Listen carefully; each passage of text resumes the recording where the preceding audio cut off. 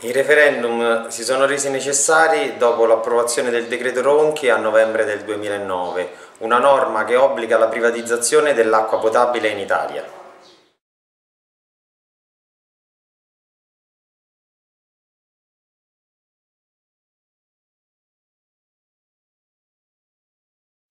È stata determinante perché abbiamo potuto conoscere e apprezzare le battaglie che venivano condotte da altri popoli in altre parti del mondo.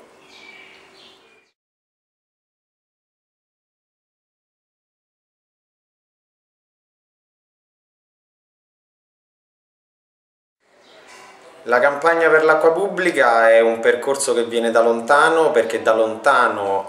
viene il percorso di privatizzazione. Sono nati già da diversi anni comitati territoriali che contrastano i gestori privati del servizio idrico in Italia e che poi hanno deciso tutti insieme alle realtà nazionali, di portare avanti la campagna referendaria. È stata una battaglia dura che non si costruisce dall'oggi al domani, ma che appunto viene da lontano e abbiamo saputo vincere tutti insieme.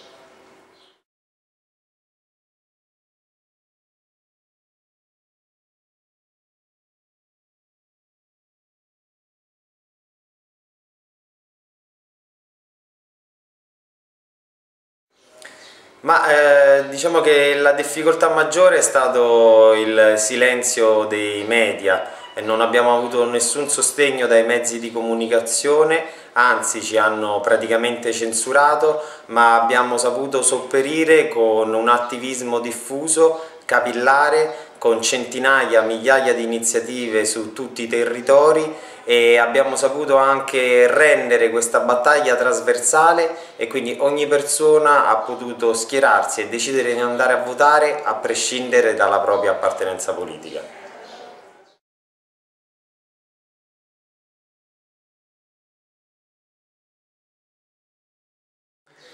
Beh, è stata sicuramente determinante perché abbiamo così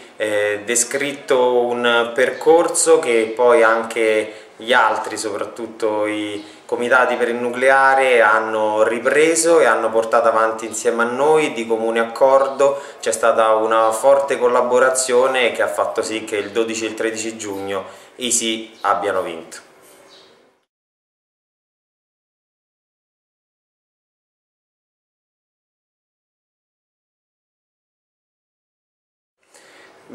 Già i referendum vinti il 12 e il 13 giugno mettono uno stop definitivo al nucleare e uno stop alla privatizzazione.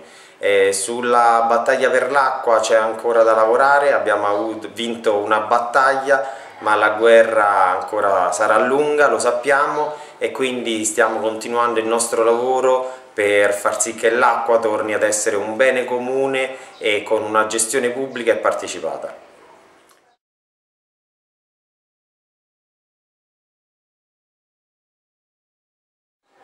Saranno molto importanti perché i processi di privatizzazione sono spinti da lobby internazionali, è una tendenza alla mercificazione che esiste in tutto il mondo e quindi dovremo unire le nostre lotte con gli altri movimenti, con le altre realtà presenti in altri paesi per vincere definitivamente e appunto far sì che l'acqua torni ad essere un diritto e che l'accesso all'acqua potabile lo sia veramente per tutti.